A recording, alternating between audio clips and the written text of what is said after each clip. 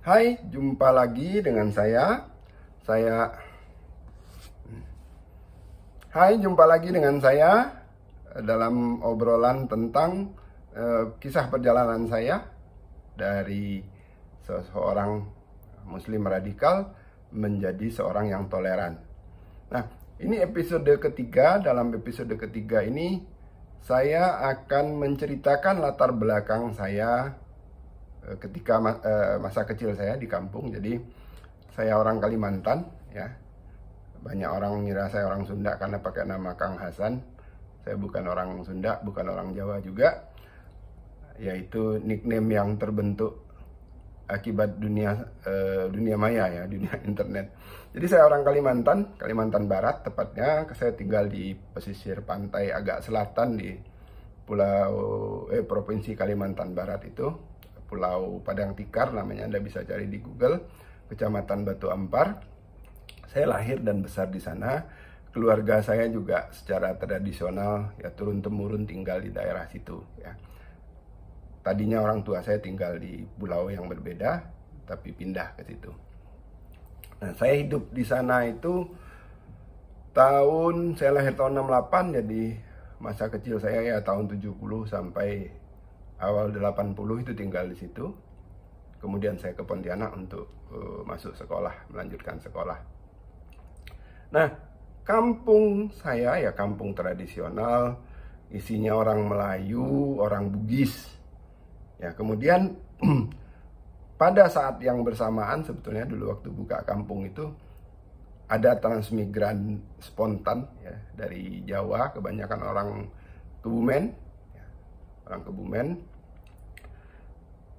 Sebagian kecil dari mereka tinggal di kampung yang sama dengan saya karena bareng-bareng dengan orang tua saya waktu membuka lahan di kampung itu. Jadi itu kampung belum terlalu tua, baru tahun sekitar 60-an dibuka, gitu ya. Tadinya hutan.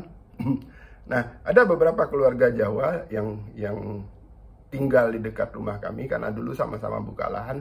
Tapi pada umumnya orang Jawa itu membuka kampung sendiri yang kelak namanya tuh Bangun Harjo sama Sidodadi, gitu ya. Mereka satu kampung tuh Jawa semua, rombongan dari Kebumen bikin kampung di situ.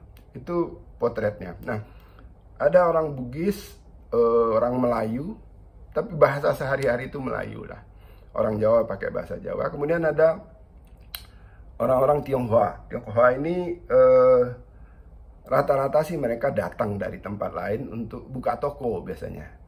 Buka toko, jadi ada di beberapa titik di kampung itu rumah orang Tionghoa yang punya toko, gitu ya. Kami belanja dari mereka. Kalau kami sendiri umumnya petani dan nelayan yang tinggal di dekat laut, itu kebanyakan nelayan. Yang tinggal lebih ke dalam di kampung itu bertani, ya. Di hulu kami tanam padi untuk makan selama setahun. Kemudian di bagian hilir yang tanahnya sudah tidak terlalu asam gambut, itu ditanami kelapa dan kopi, ya, plus pisang lah. Tapi pisang itu tidak menjadi pemasukan yang signifikan. Itu potret kampung saya, etnisnya seperti itu. Nah, dari sisi agama ya selain orang-orang Tionghoa tadi ya kami Muslim semua, 100% Muslim. Jadi asumsinya ya orang kampung itu ya Muslim dan boleh dianggap anak sanak saudara semua, gitu kan. Ini biasa di kampung. Jadi non Muslim itu cuma orang-orang Tionghoa. Nah, belakangan ketika saya sudah agak besar, saya mendengar bahwa di kampung Sidodadi Bangun Harjo ini tadi ada 1-2 keluarga Kristen gitu. Tapi nyaris tidak ada muncul ke permukaan. Mungkin karena nggak ada gereja, nggak ada apa-apa, mereka tidak pernah memunculkan identitas itu. Kami tahunya ya mereka juga Muslim begitu, ya. Nah, bagaimana kehidupan beragama? Ya kalau saya lihat orang kampung itu, kalau saya kenal, ya Muslim, tapi yang sholat 5 waktu itu saya kira nggak ada 5%, nyari 2% pun mungkin sulit. Kalau saya lihat kehidupan orang-orang di sekitar kampung ya, tidak seperti di Jawa misalnya yang dari masjid itu kita dengar suara azan. Di kampung kami itu tidak ada. Kalau zaman dulu, nggak tahu sekarang. Ya. Masjid itu hanya dipakai untuk sholat Jumat. Dan jauh gitu, jadi satu kampung itu cuma ada satu masjid. Jadi orang kalau mau sholat masjid itu, sholat Jumat itu mesti dari pagi-pagi udah jalan. Ya, sehari itu udah boleh dibilang nggak kerja kalau hari Jumat. Nah, yang sholat Jumat itu ya tadi paling bangsanya 10% dari orang-orang kampung. Ya, tidak penuh lah. Ya ramainya itu kan kalau sholat id aja kan, tidak penuh, apalagi sholat 5 waktu, banyak orang yang tidak sholat. Dan puasa juga sebenarnya cukup banyak yang tidak puasa. Ayah dulu sering ngomelin saudara-saudaranya yang ya kerja kebun gitu ya, yang tidak puasa dengan alasan mereka harus kerja kebun. Kalau menurut ayah itu ya orang kerja kebun itu tetap harus puasa, bisa kok kerja kebun tapi tetap menjaga puasa. Nah, kami sekeluarga dulu ya tetap berpuasa. Nah, kenapa begitu? Ayah saya sedikit berbeda memang dari orang-orang kampung. Ayah saya imam masjid ya. Ya ulama kelas kampung lah, ulama kelas kampung. Imam masjid, dia waktu muda itu belajar agama, kemudian ya belajar agama itu secara lisan aja, nggak ada baca tulis kan zaman dulu. Satu-satunya buku yang ada di rumah kami di luar kitab berjanji itu ya. Kitab berjanji itu kan buat baca syair-syair pemujian kepada Nabi Muhammad itu. Nah, di luar kitab itu tuh ada satu fikih Islam karangan Sulaiman Rashid. Itu pegangan ayah saya. Mudah-mudahan saya nggak salah ingat nama penulisnya. Dan saya waktu kecil juga baca buku itu. Jadi ayah saya punya cukup pengetahuan tentang apa yang mesti dibaca orang ketika sholat, bagaimana tata cara puasa, kemudian bagaimana tata cara pernikahan, kalau zakat sebentar lagi saya bahas. Kemudian yang krusial di kampung itu adalah tata cara penanganan jenazah untuk dimakamkan. Jadi itu urusan keseharian ayah saya dalam kehidupan kami di kampung. Nah, ayah saya juga terima zakat dulu. Cuma kalau saya lihat dari pengertian sekarang itu agak-agak beberapa poin salah gitu dalam penanganannya.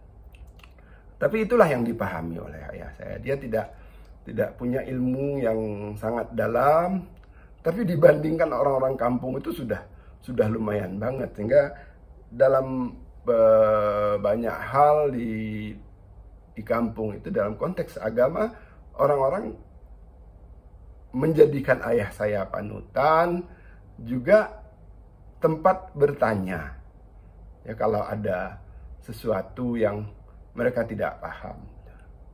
Jadi ayah saya tokoh agama. Nah, sekali lagi kami hidup di lingkungan yang nyaris heterogen, ya adalah 1-2 orang yang bukan muslim ya. Tapi kami sekali lagi secara umum bukan masyarakat yang kental dengan ajaran agama, itu tidak ya. Bahkan praktik-praktik tradisional ya, ritual tradisional itu juga masih tetap jalan. Misalnya masih buang sesajen ke sungai, ke kali ya, bukan kali ya, parit kalau kami itu ya, karena itu parit buatan manusia, dibuang ke situ. Kemudian ada namanya acara tolak bala ya, pakai doa Islam, tapi sebenarnya nggak ada konsep tolak bala itu dalam Islam gitu ya. Ada kalau di sana, orang sana bikin acara robok-robok. Nah, orang-orang Islam misalnya dari Salafi segala macam itu mengharamkan perayaan robok-robok itu. Nah, itulah kami kan. Nah, bagaimana interaksi dengan orang yang non muslim? Ya interaksinya karena umumnya tadi tidak punya identitas yang sangat kuat soal ibadah dan sebagainya. Soal agama itu sebenarnya jarang muncul ke permukaan. Ya kesadarannya ya kita nih orang Islam, dah gitu aja. Oh, mereka bukan Islam. titik-titik perbedaannya paling mereka makan babi. Mereka kalau sembahyang di kelenteng atau di rumah kan, dari kecil tuh saya biasa melihat orang Tionghoa itu kalau bakar dupa kemudian sembahyang di depan pintu mereka, ya kami biasa melihat itu. Nah, baiknya tidak pernah ada yang mencoba mengusik itu, tidak ada yang mencoba mengganggunya, ngutak-ngatik sembahan itu atau mengolok-oloknya, enggak ya. Kalau saya lihat, kalau kami melihat sembahyang, ya kami hormati gitu. Ini orang lagi sembahyang, beda dengan cara sembahyang kami, gitu saja ya. Sesekali kami lihat mereka bawa celeng itu kan, babi hutan, tembak dari kebun itu dapat babi hutan, mereka makan. Ya udah, mereka makan babi, kami enggak, gitu saja. Pernah ada saudara sepupu saya tinggal di sebelah rumah, itu dia tukang semen lah, suka ngerjakan bangunan rumah orang. Nah, itu diminta untuk membangun kelenteng sama orang-orang Tionghoa. Dia tanya ayah saya, ini boleh enggak saya bangun kelenteng? Saya bilang bangunin aja, kan kamu dapat duit, enggak ada masalah. Ya bangun kelenteng. Nah, orang-orang Tionghoa di situ nggak ada yang Kristen, umumnya ya semuanya Konghucu.